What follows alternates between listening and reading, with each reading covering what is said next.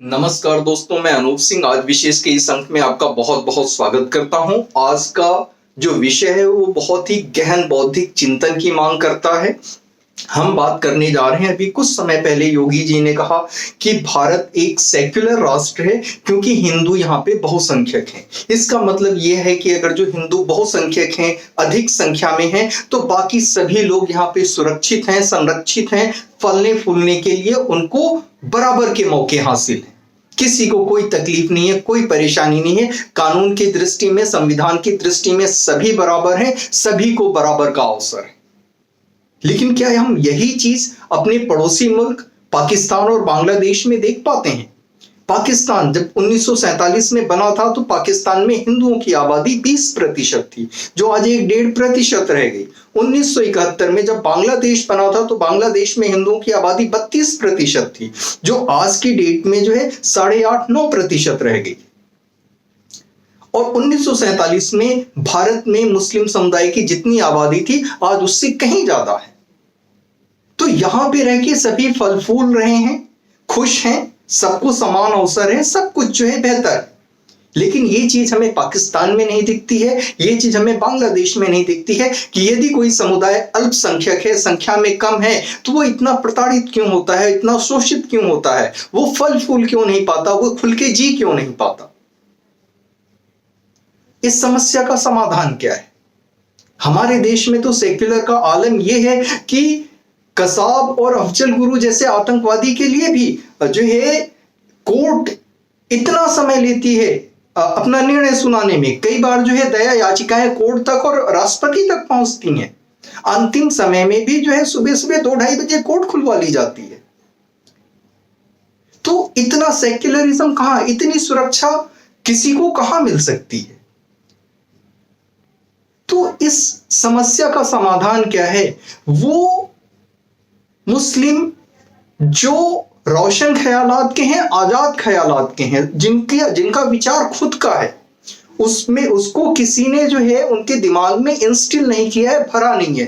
यानी जिन्होंने शिक्षा ली है, जिन्होंने पढ़ाई की है और उन्हें जो दुनिया का ज्ञान मिला है वो किताबों से मिला है, विज्ञान की किताबों से मिला है, गणित की किताबों से मिला है, फिलॉसफी की किताबों से मिला है, साइकोलॉजी की किताबों से मिला है।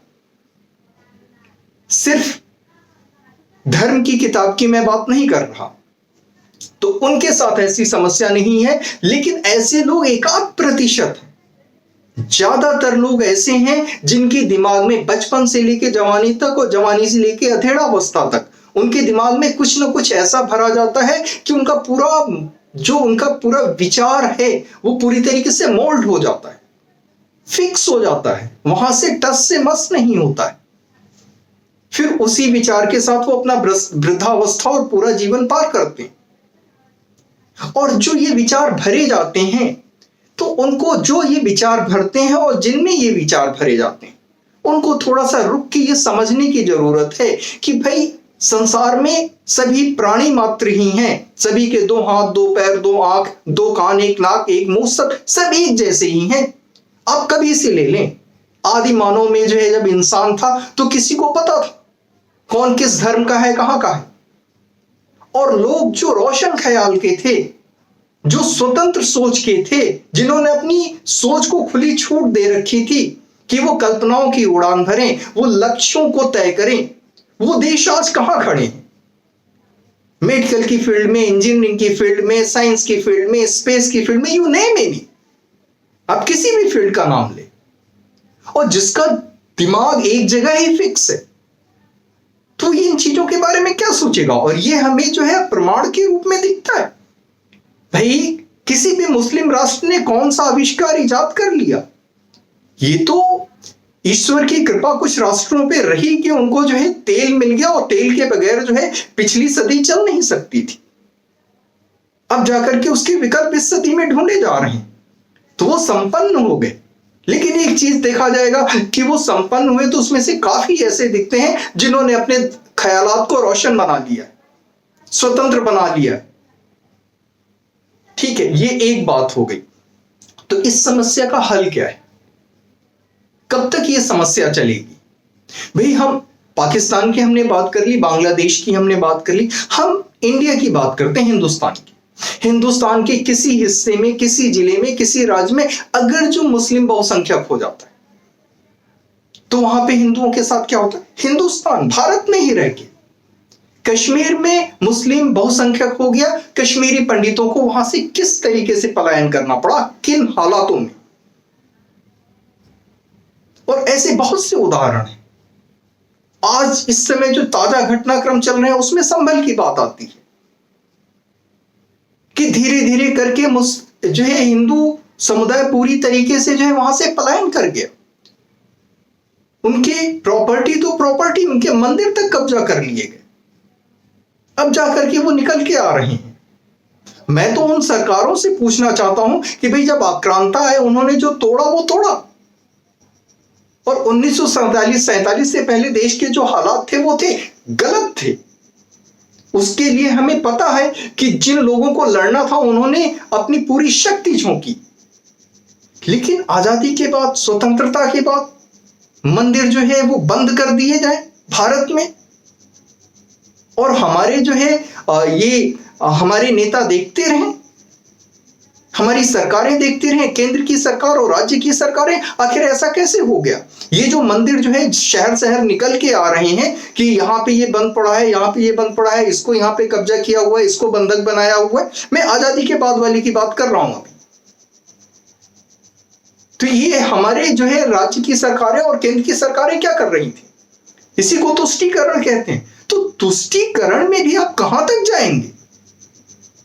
एक बार जो है भारत टूट चुका है, बंटवारा हो चुका है इसका।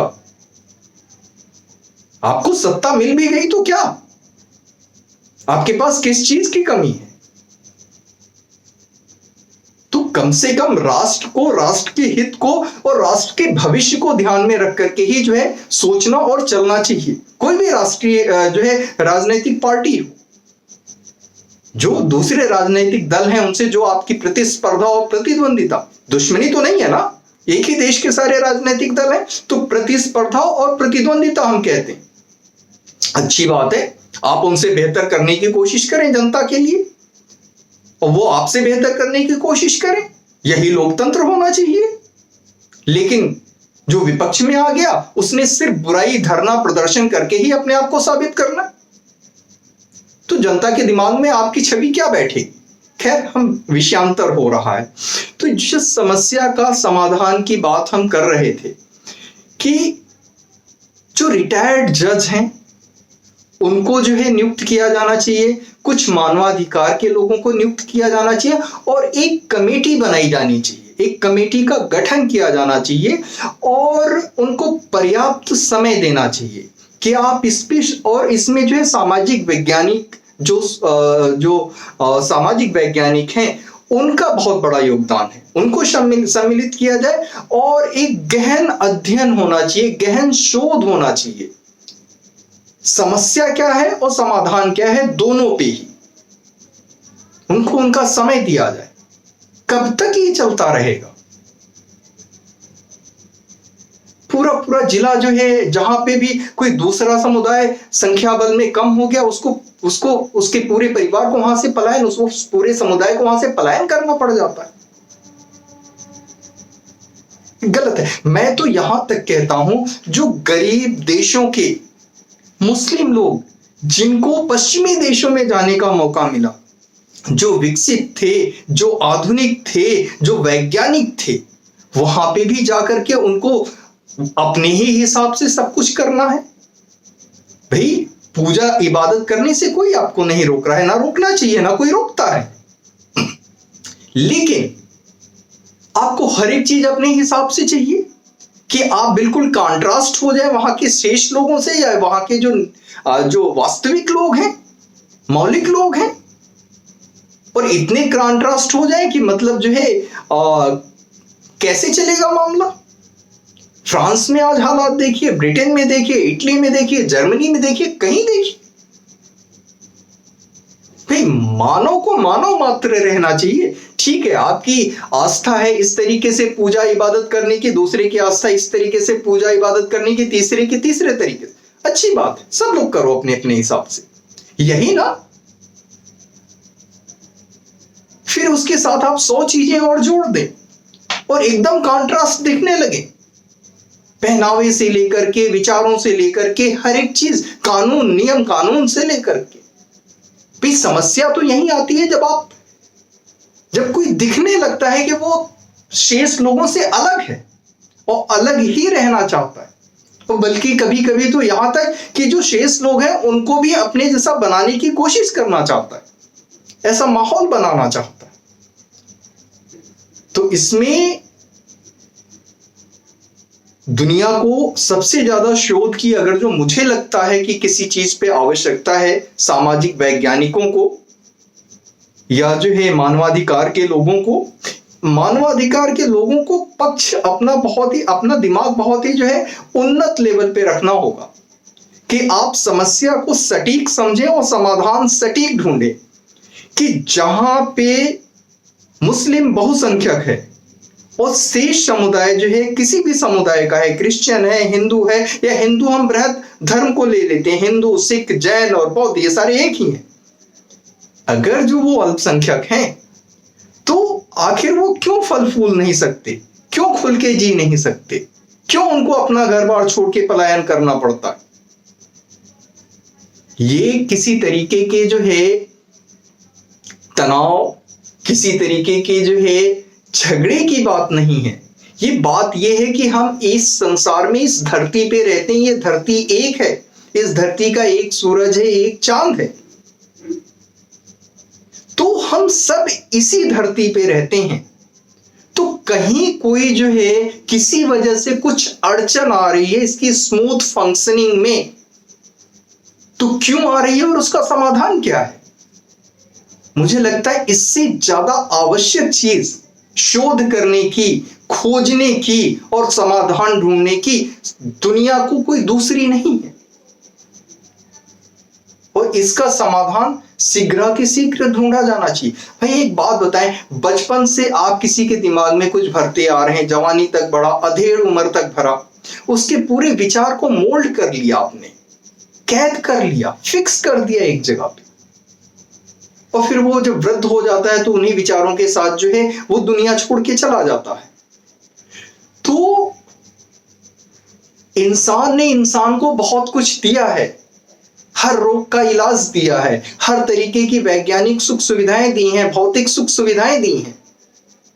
वो तभी दे पाया जब उसका दिमाग स्वतंत्र था, उसकी कल्पनाएं कहीं भी उड़ान भर सकती थी, वो कितना भी ऊंचा लक्ष्य तय कर सकता था। अगर जो आपने अपने दिमाग को बांध के रख दिया किसी, भाई ये देखने की जरूरत है ना, अब वर्तमान पीढ़ी के लिए क्या छोड़ के जा रहे हैं और भविष्य की पीढ़ी के लिए क्या छोड़ के जा रहे हैं। सभी लोगों को किसी चीज में समाहित नहीं किया जा सकता, बहुत से लोग एक्सेप्शन होंगे। मैंने कहा जो लोग स्वतंत्र दिमाग के हैं, जिनको अपना स्वतंत्र दिमाग इतिहास, भूगोल, साइकोलॉजी, फिलोसफी, साइंस, मैथ्स, इन सारी चीजों को पढ़ के मिला है, तो वो उनका दिमाग तो लिमिटेड नहीं है, उनका दिमाग जो है कैद नहीं है, केस्ड नहीं है। लेकिन अधिकांशतः लोग जिनके दिमाग पर कोई दूसरा कब्जा जमाए हुए है, वहां से समस्या शुरू होती है, और उनको बार बार यही याद दिलाया जाए कि बस यही तुम धरती पे हो और मनुष्य के रूप में हो, तो तुम्हें यही सोचना है, यही करना है। अगर जो इंसान हमेशा से ऐसा सोचता तो नई नई चीजें दुनिया में कैसे जो है उनका आविष्कार होता है, कैसी चीजें पता चलती। आज इंसान क्या नहीं जानता है कि धरती से जो है चांद की दूरी क्या है, चांद पे जाना कैसे है, क्या नहीं जानता है इंसान। तो जब उसका दिमाग स्वतंत्र रखा जाएगा तभी तो वो जान सकेगा।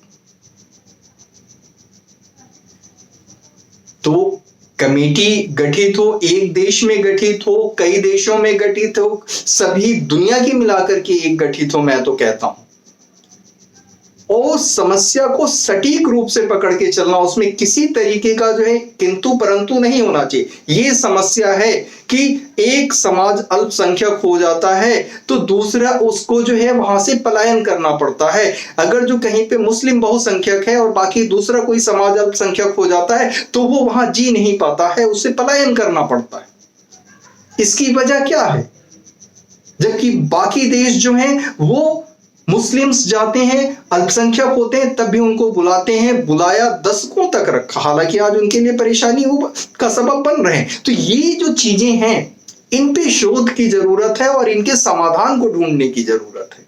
तो आज के अंक में इतना ही, मिलते हैं फिर अगले अंक में।